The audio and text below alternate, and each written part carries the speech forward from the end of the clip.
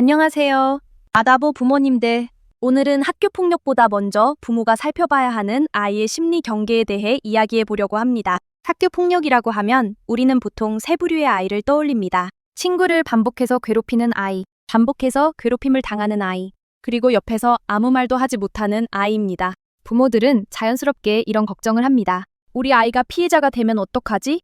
우리 아이가 친구들에게 만만하게 보이지는 않을까? 하지만 상담실에서 아이들을 만나면서 저는 조금 다른 질문을 하게 되었습니다. 왜 어떤 아이는 반복해서 이용당하고 또 어떤 아이는 반복해서 다른 친구를 이용하게 될까요? 저는 그 답 가운데 하나가 심리 경계에 있다고 생각합니다. 심리 경계란 단순히 거절을 잘하는 기술이 아닙니다. 내 감정과 다른 사람의 감정을 구분하고 내 책임과 다른 사람의 책임을 구분하는 힘입니다. 건강한 심리 경계는 나를 지키는 힘이면서 동시에 다른 사람을 존중하는 힘입니다. 반대로 심리 경계가 흔들리면 어떤 아이는 자신의 감정보다 상대의 감정을 먼저 책임지며 끌려다니고 또 어떤 아이는 상대의 감정과 권리를 존중하지 못한 채 자신의 욕구를 앞세우며 관계를 이용하게 됩니다. 겉으로는 정반대처럼 보이지만 둘 다 건강한 심리 경계를 충분히 배우지 못한 관계의 모습일 수 있습니다. 첫 번째 사례입니다. 상담실에서 실제로 만났던 초등학교 고학년 남학생입니다. 친구들과 잘 지내는 아이였고 특별히 소심한 아이도 아니었습니다.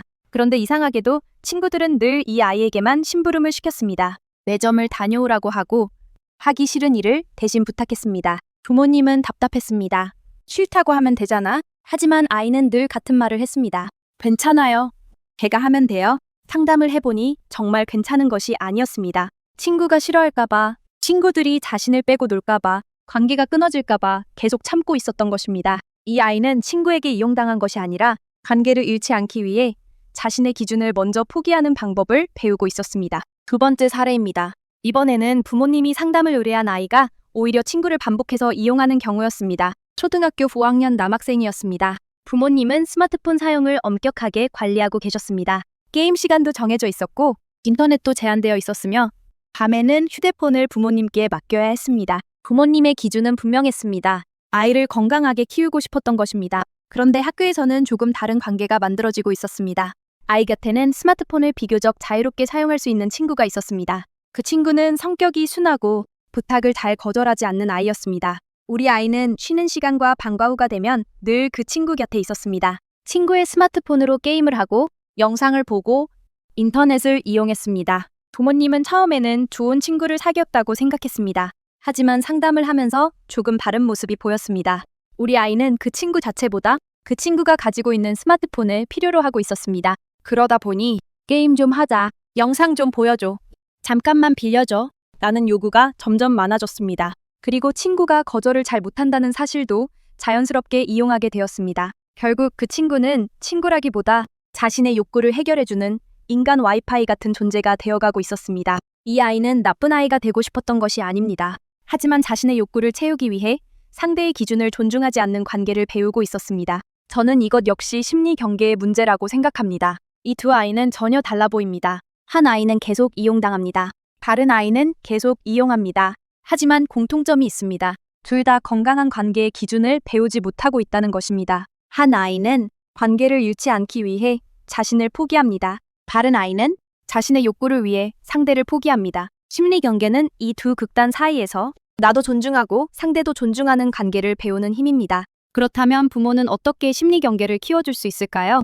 우리 아이 심리 경계 세우는 방법 6가지. 첫째, 감정을 해결하기보다 먼저 언어로 표현하도록 도와주십시오. 왜 그랬어? 보다. 그때 어떤 마음이 들었어? 늘 먼저 물어보십시오. 감정을 이해하는 아이가 다른 사람의 감정과도 건강한 거리를 둘 수 있습니다. 둘째, 작은 갈등은 아이가 직접 경험하도록 기다려 주십시오. 심각한 학교 폭력은 반드시 부모가 개입해야 합니다. 하지만 모든 갈등을 대신 해결하면 아이는 자신의 기준을 세울 기회를 잃게 됩니다. 부모는 해결사가 아니라 코치가 되어야 합니다. 셋째, 부모의 감정을 아이에게 책임지게 하지 마십시오. 이 부분이 가장 중요합니다. 엄마 속상하잖아. 엄마 힘들게 하지 마. 이런 말이 반복되면 아이는 다른 사람의 감정은 내가 책임져야 한다고 배우게 됩니다. 그러면 학교에서도 친구의 기분을 자신의 책임처럼 떠안게 됩니다. 부모의 감정은 부모가 책임지는 모습을 보여주는 것이 가장 좋은 심리 경계 교육입니다. 넷째, 착함보다 기준을 세우는 경험을 만들어 주십시오. 배려와 자기 희생은 다릅니다. 착하게 지내보다 우리 집 원칙은 여기까지야. 싫으면 괜찮다고 말해도 돼.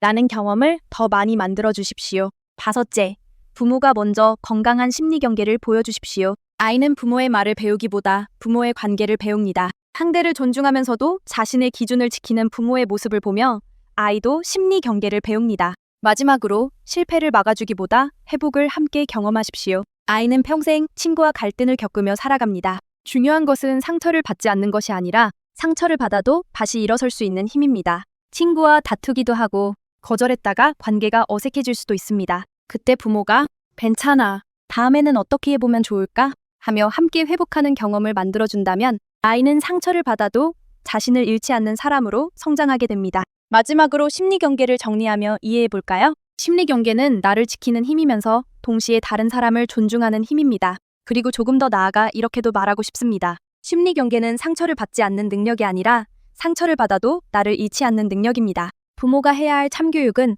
아이가 자신의 마음을 지킬 수 있는 사람으로 자라도록 돕는 것입니다. 누군가를 지배하지도 않고 누군가에게 끌려다니지도 않는 아이. 상대를 존중하면서도 자신의 기준을 지킬 줄 아는 아이. 그런 아이는 학교 폭력을 피하는 것을 넘어 평생 건강한 관계를 만들어갈 힘을 갖게 됩니다. 부모의 역할은 아이 앞에서 모든 문제를 없애주는 사람이 아닙니다.